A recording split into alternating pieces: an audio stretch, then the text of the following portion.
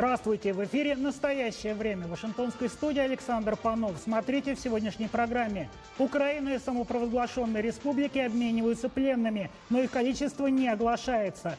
Телевидение не как важнейшее искусство, а как важнейшее оружие. Хинкали и вареники. Украинское кафе в Тбилиси собирает людей разных национальностей. Как обычно, выпуск начинает Прага. В Украине идет обмен пленными. Шахида. Спасибо, Саша. События дня в настоящем времени. В пражской студии Шахида Якуб. Здравствуйте. Украина и непризнанные ДНР и ЛНР продолжают обмениваться пленными, согласно Минским договоренностям об урегулировании конфликта. Однако до сих пор никто не может назвать точное количество пленных ни с той, ни с другой стороны. На днях представители непризнанной ДНР отдали Украине, по их словам, последних военнопленных. Однако украинская сторона настаивает на том, что сепаратисты еще продолжают удерживать сотни заложников. Зинаида Бурская подробнее. На этом автобусе пленных украинских военных везут из Донецка на украинский блокпост, который находится в нескольких километрах от города, чтобы передать их украинской стороне. У нас ребята сепаратистские красивые, добрые, все как надо. В чем проблема? Пленные нормально одеты, однако у некоторых на лицах синяки и ссадины. В соответствии с последними минскими договоренностями, которые стороны подписали 12 февраля, обмен заложниками должен был полностью завершиться еще к началу марта. Однако сейчас процесс практически остановлен. Их 16 человек, это своеобразный жест доброй воли. Это последние военнопленные, которые остались на нашей территории. Процесс передачи длился не более 5 минут. Пленных пересчитали и отпустили в автобус, который подъехал с украинской стороны. Но украинская сторона настаивает на том, что на территории самопровозглашенных республик продолжают удерживать еще несколько сотен пленных. Мы знаем, что там находится менее 400 человек, и мы будем делать все, чтобы их освободить. Уверен, что не только мы в этом заинтересованы. Я надеюсь на помощь со стороны Российской Федерации, что они тоже будут помогать, чтобы процесс этот продолжался. Юрий Тандит говорит, что Украина готова сделать ответный жест и передать несколько десятков человек. Зинаида Бурская для «Настоящего времени».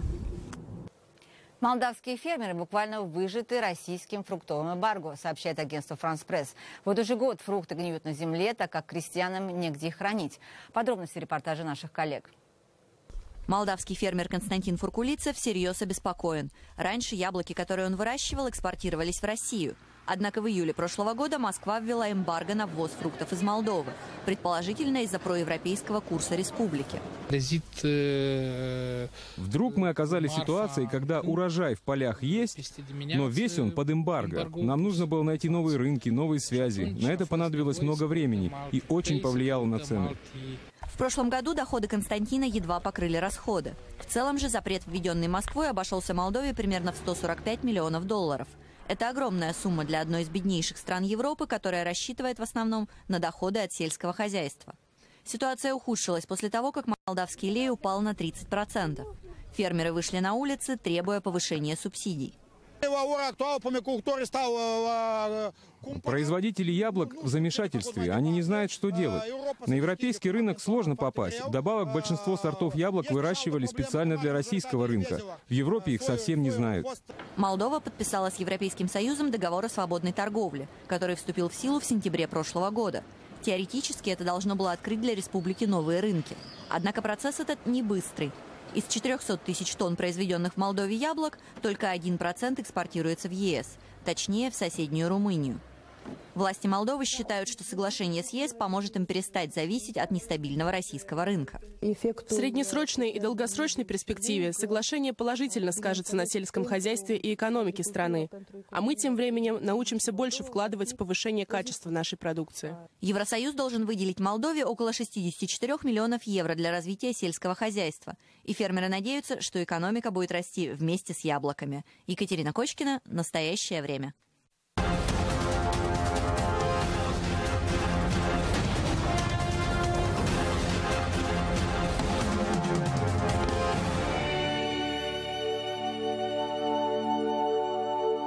Дмитрий Ковтун, подозреваемый властями Великобритании в отравлении полонием Александр Литвиненко, назвал смерть экс-сотрудника ФСБ убийством по неосторожности.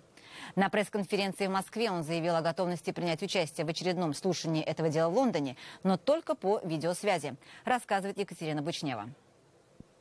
Предприниматель Дмитрий Ковтун – один из главных подозреваемых в деле об отравлении в 2006 году в Лондоне Александра Литвиненко. Именно после встречи с Ковтуном и Андреем Луговым, ныне депутатом Госдумы и бывшим сотрудником органов госохраны России, Литвиненко умер от отравления полонием. По версии Скотланд-Ярда, радиоактивное вещество подсыпали в чай, его следы нашли на чашке. Радиоактивный след также обнаружили в местах, которые позже посещали Луговой и Ковтун.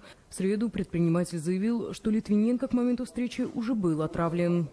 16 октября, заходя в ресторан «Ицу», небезызвестный всем, Литвиненко сообщил мне о том, что он не будет ничего с нами есть, потому что накануне ночью он отравился, его страшно рвало, как никогда, и он вызывал врача, скорую помощь.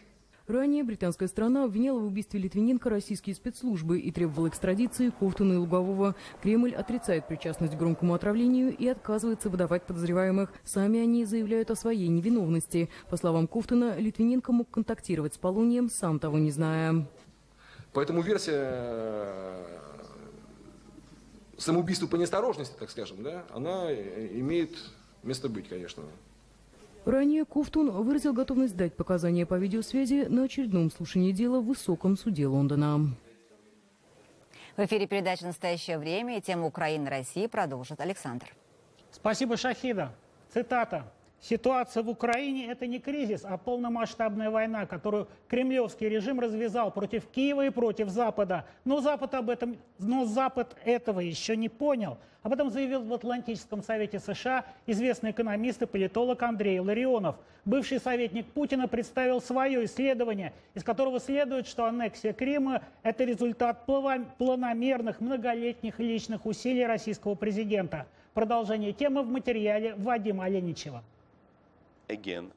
Встречу в Атлантическом совете Андрей Илларионов начал с того, что предложенная им информация не является секретной и находится в открытом доступе. Одним из основных тезисов Илларионова является его уверенность в том, что украинский кризис – термин глубоко неверный. Ситуация, когда одно государство сперва аннексирует часть другого, а затем поддерживает ведение войны на остальной его территории, гораздо шире и масштабнее понятие «кризис». Более того, Илларионов утверждает, что подготовка к этой войне длилась все 14 лет, что Путин находился у власти, и приводит краткую хронологию событий. 2003 год. Российско-украинский конфликт по поводу принадлежности острова Тузла в Керченском проливе стал пробной войной со стороны России. 2004 год. Во всех российских правительственных документах события в Украине становятся событиями на Украине. Такую практику отказа украинцам в государственности Илларионов назвал лингвистической агрессией. В 2007 году Владимир Путин лично навещает Александра Солженицына на его даче. Путин назвал писателя убежденным государственником. Все эти события, по мнению Илларионова, стали составными элементами нынешней идеологии Кремля, который не жалеет средств на возрождение имиджа Великой России.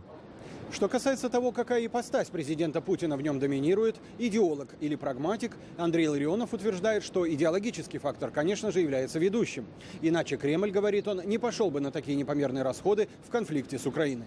Дальше больше. В 2008 году, за 6 лет до аннексии Крыма, во время встречи с президентом США Джорджем Бушем, Владимир Путин без обиняков высказался в том духе, что добрая половина Украины – это исконно русские земли. По мнению Андрея Илларионова, Путин уже давно стремится заключить с Америкой своего рода большую сделку, договорившись о неофициальном разделе Европы. Путин, считает Илларионов, рассчитывает, что американцы не выдержат и пойдут с ним на мировую.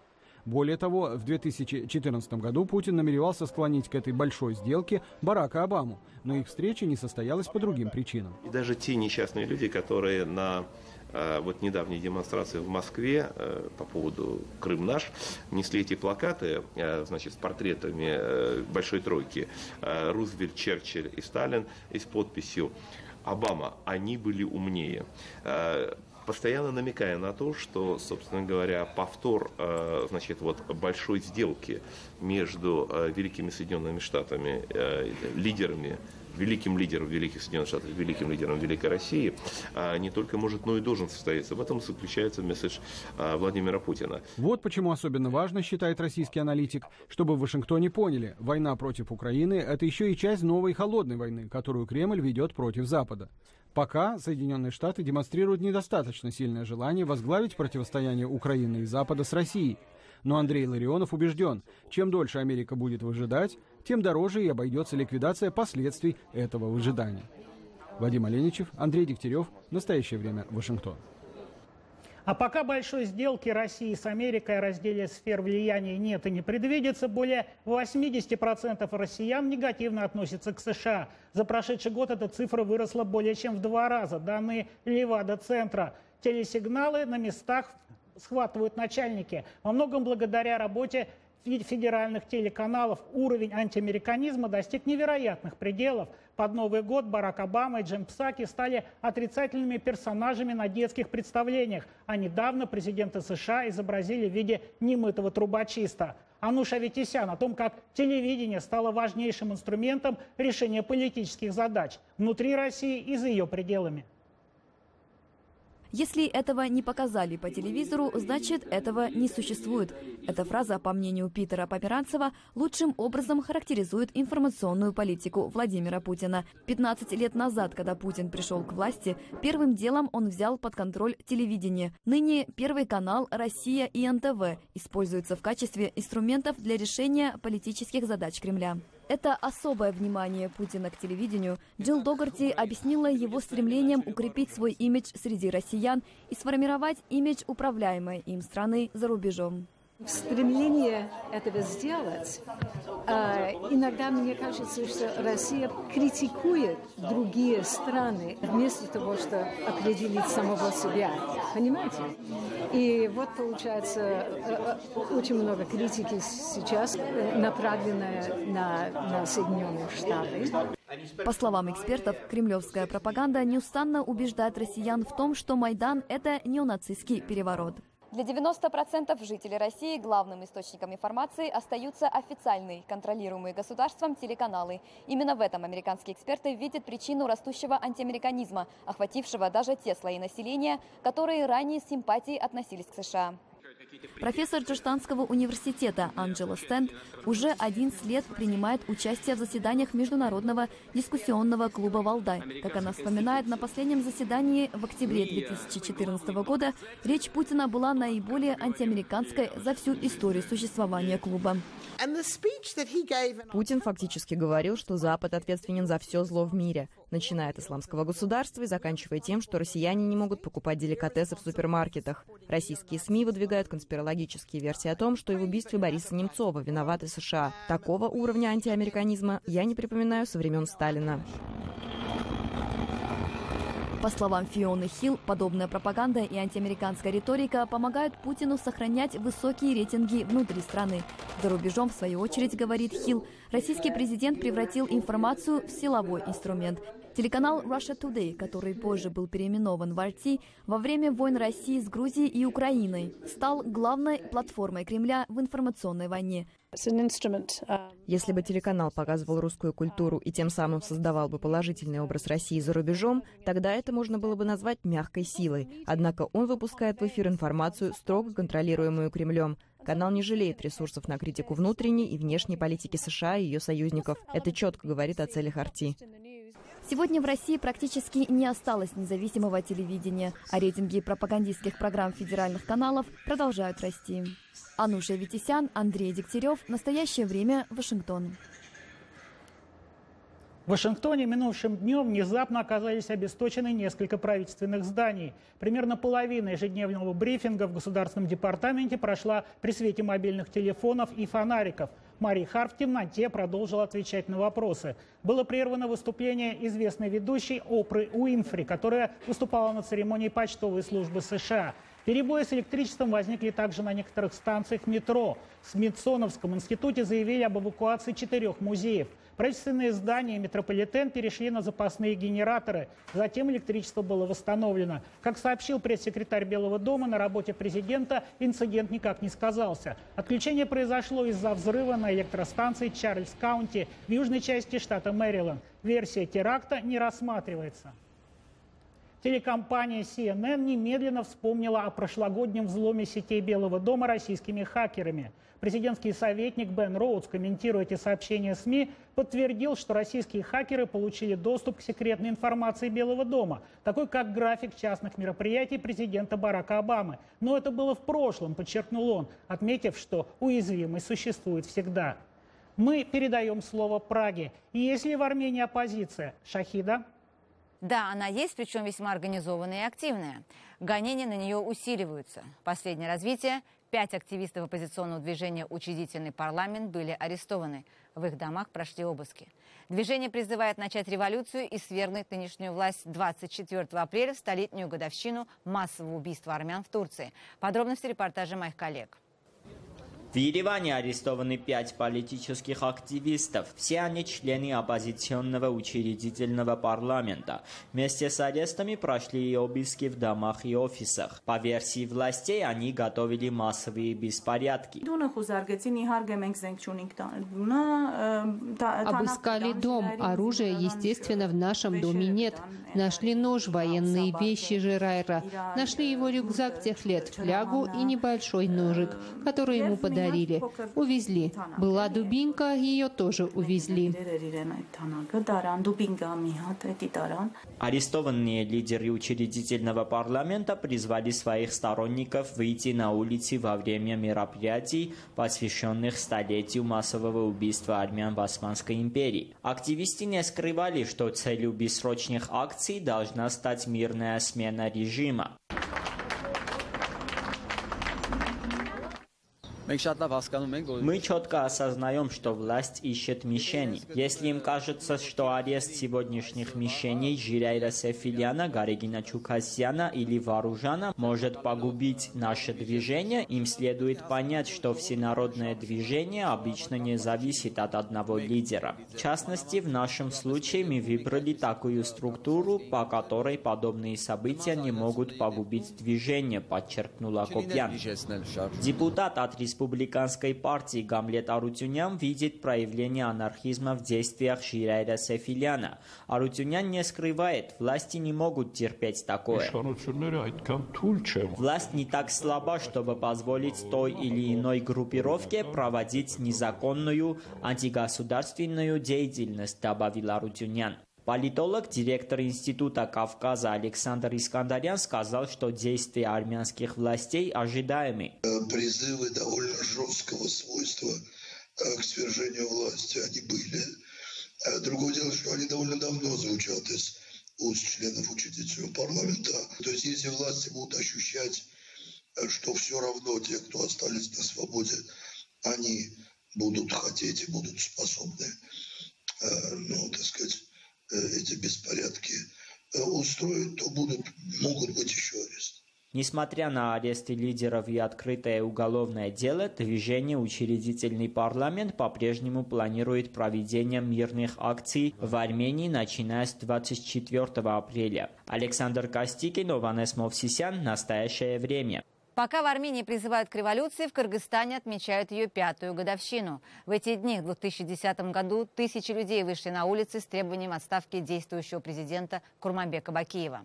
В результате этой революции Кыргызстан стал первой парламентской республикой в Центральной Азии. Хроника событий в репортаже Адилета Бектурсунова. Это событие вошло в историю Кыргызстана. Эти кадры у ворот Белого дома обошли не только все телеканалы мира, но и все интернет-пространство. Революцию, но уже с большими потерями, народ совершает с оружием в руках. Все решилось в одну ночь. Дом правительства в руках митингующих, действующий президент бежал. В Бишкеке, охваченном огнем, начинаются беспорядки и грабежи. В этот же день, 7 апреля, формируется Временное правительство из 14 человек. Отменены введенные прежним правительством тарифы на электроэнергию, возвращены государству распроданные стратегические объекты. Главой Временного правительства избрана депутат от социал-демократов Роза Утумбаева. Конечно же, находимся в достаточно деликатной, сложной ситуации. Временная власть руководила страной до избрания нового парламента. Поменялась конституция. Всенародным голосованием Кыргызстан первым в Центральной Азии перешел к парламентской форме правления. Несмотря на разношерстность пришедших партий в парламент, система госуправления начала работать более стабильно. Правительством за первые месяцы работы ставятся почти невыполнимые задачи. Имея огромный дефицит в бюджете, увеличиваются заработные платы учителям и медикам, растут и социальные выплаты. Однако говорить, что жизнь сильно улучшилась, пока не приходится. Экономика страны растет с трудом, в буквальном смысле дорожает жизнь. Власти пытаются бороться с коррупцией и криминалом. криминалом, влияние которых все еще сильно. Продолжается отток специалистов за рубеж. Одним из главных положительных результатов реформ стала свобода слова. По словам международных организаций, Кыргызстан среди стран Центральной Азии самая демократическая страна. Наш бюджет прозрачный, чего не скажешь о других странах Центральной Азии. 89 погибших, сотни получившие ранения. По каждому факту возбуждается уголовное дело. Следствие длится полгода, затем дела передаются в суд. Начинается самый громкий процесс, в котором участвует рекордное количество, почти 600 человек. К этому времени многие обстоятельства уже изменились. Глава секретариата Оксана Маливанная с 4-годовалым ребенком сумела убежать из страны. В связи с проблемами со здоровьем выпущены под домашний арест практически все обвиняемые. Основные фигуранты дела Курманбек Бакиев, его младший брат и двое сыновей Максим и Марат по-прежнему числятся в бегах. Им только заочно вынесли приговор. Спустя 5 лет никто за расстрел демонстрантов до сих пор не получил наказания. Где-то власть меняется в результате революции, ну а где-то правительство меняется в результате выборов. Как в Америке, правда, Саш?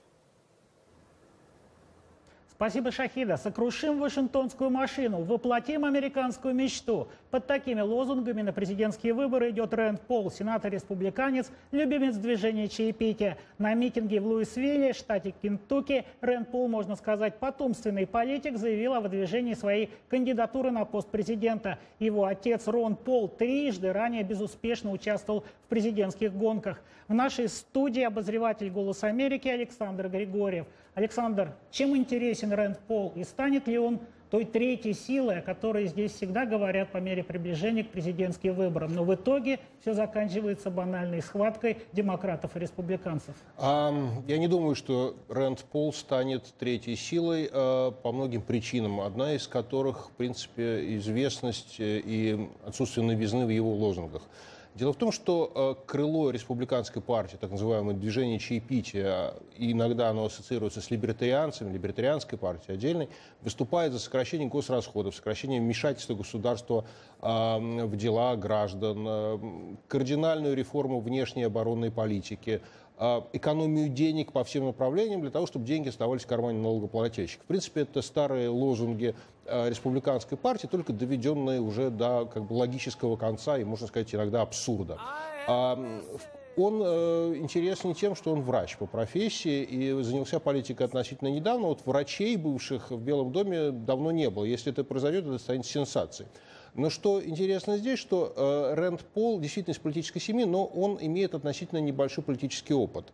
Он работает в качестве американского законодателя всего лишь второй срок. Да? В принципе, Бараку Обаме это не помешало стать президентом, как мы помним, но до этого сложилось в 20 веке, второй половине 20 века, сложилась жесткая традиция, что президентами становятся, как правило, бывшие губернаторы. Александр, как серьезны шансы на победу тех, кто уже стартовал, Рэнда Пола и Теда Круза, или все ждут основных конкурентов, еще одного Буша, еще одну представительницу семейства Клинтон? Мы еще не знаем, сколько будет конкурентов. Мы, как вы правильно заметили, Буш и Клинтон, безусловно, наиболее громкие имена, если они, конечно, все-таки примут участие в выборах. Но сейчас тот этап избирательной кампании, когда совершенно невозможно делать какие-либо прогнозы, потому что еще очень много воды утечет. Да? Я напомню, что Барак Обама в первый свой президентский срок шел на выборы совершенно мало кому известным сенатором.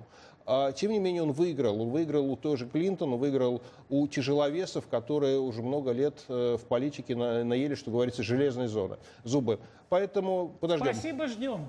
Спасибо. Гостем студии был обозреватель «Голоса Америки» Александр Григорьев. А сейчас в эфире снова Прага. Шахида.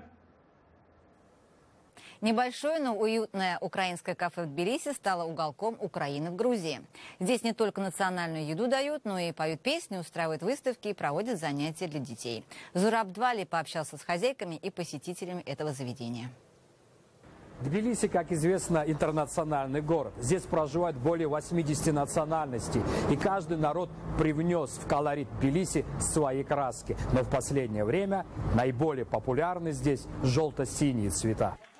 Кафе-галерея Тилде в самом центре старой части города Тбилиси, небольшой культурный центр Украины в Грузии. А все начиналось чуть больше года назад. Тогда киевлянка Оксана Чадаева решила воплотить давнюю мечту – начать свое дело И не где-нибудь, а именно в Тбилиси. Эта страна мне всегда нравилась, и те изменения, которые в ней произошли, были очень близки по духу и по желанию здесь остаться. Удивительные картины современных грузинских и украинских художников, коллекции потрясающих кукол ручной работы, детские игрушки, изготовленные тут же в кафе-галерее маленькими учениками арт-студии Оксаны. Это далеко не все. Мы попали на такую волну, где очень интересно было заниматься с детьми.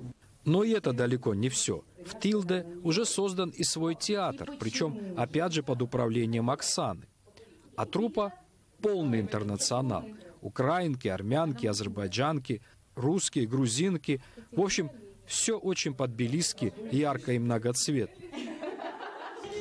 Именно поэтому так было весело и украинцам, и грузинам на сегодняшнем мероприятии в кафе «Тилда».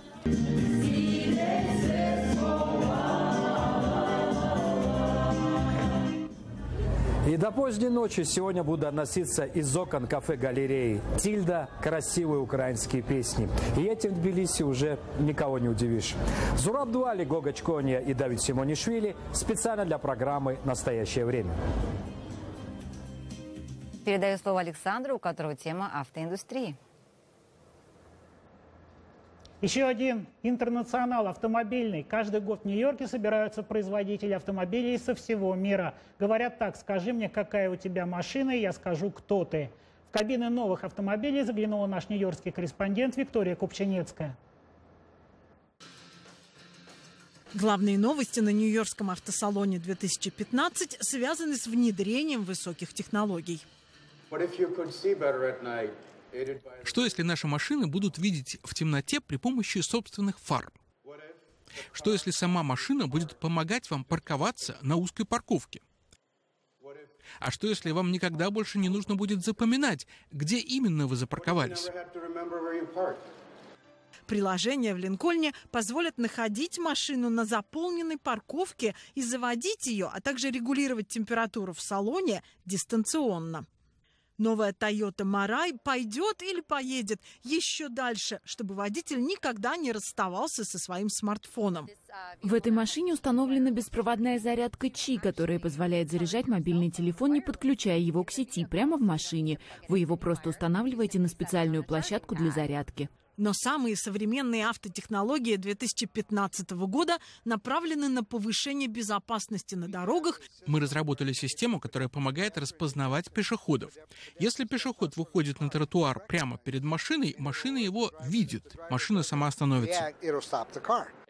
Раньше способность предотвращать столкновения на дорогах считалась характеристикой машин класса люкс. Теперь их можно найти в «Шевроле» и других экономичных моделях. Toyota планирует выкатить эту характеристику Toyota Safety Sense во всех своих моделях в ближайшие 2 года. И стоить она будет недорого, всего $500. Мы планируем предложить 2 новые характеристики для предотвращения столкновений и для определения того, по правильной ли полосе едет машина. По мнению экспертов, именно конкуренция в области создания высокотехнологичных характеристик подтолкнула производителей к созданию машин, которые помогают водителям избежать самых опасных ситуаций. Машины нового поколения стали такими умными и технологичными, что невольно возникает вопрос. Может быть, скоро наступит такое время, когда они сами смогут ездить по улицам, и тогда водителям за ненадобностью просто придется остаться дома. Виктория Купчинецкая, Сергей Гусев, Даниэла Шерир, Рамон Тейлор. Специально для «Настоящего времени» с Нью-Йорка. Наш выпуск подошел к концу. Я, Александр Панов, прощаюсь с вами и передаю слово Праге. Ну а мы благодарим коллег в Вашингтоне и всех наших зрителей. Смотрите нас в эфире своих национальных телеканалов. Настоящее время вновь наступит уже завтра. Я Шахида Якуб. Всего доброго, до свидания.